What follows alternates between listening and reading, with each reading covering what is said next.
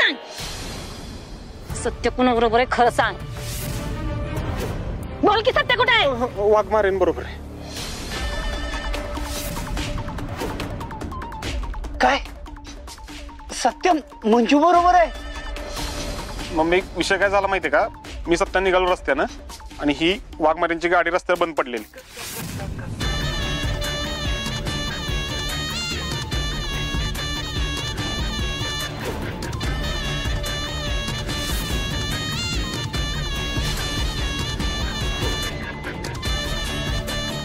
मला कलेक्टर ऑफिसला सोड.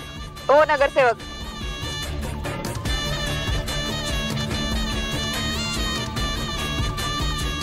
या मॅडम.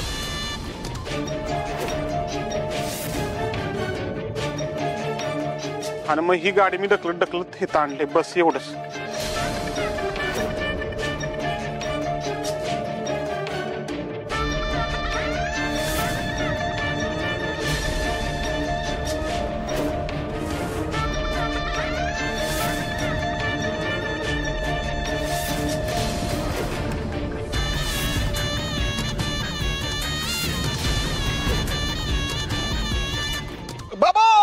माझा डिलिव्हरीचा टाइम झाला. ए म्हणजे कसलं?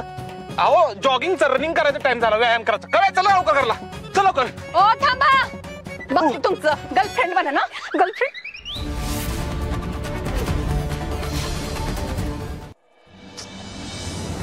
मंजू अजून कशी आली नाही? एवढा उशीर होत नाही तिला कधी, आणि उशीर होणार आहे हे आधी सांगते मला ती. फोन बी लागना झालाय तिचा.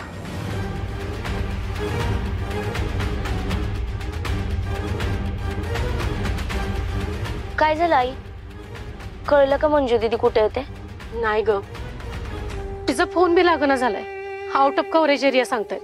एवढी लांब कुठं गेली असेल मंजू? मला तर लई काळजी वाटायला लागली आता तिची. थांब, तू जास्त टेन्शन घेऊ नको. मी एकदा भारती मावशीला फोन करून विचारते. हा.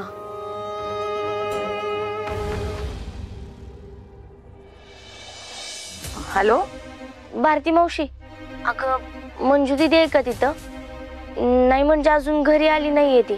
नाही अगं, दुपारीच गेली होती बाहेर. दुपारीच बाहेर पडली? अगं मग कुठं जाते काय सांगून गेली का? कारण तिचा फोन पण लागत नाहीये आता.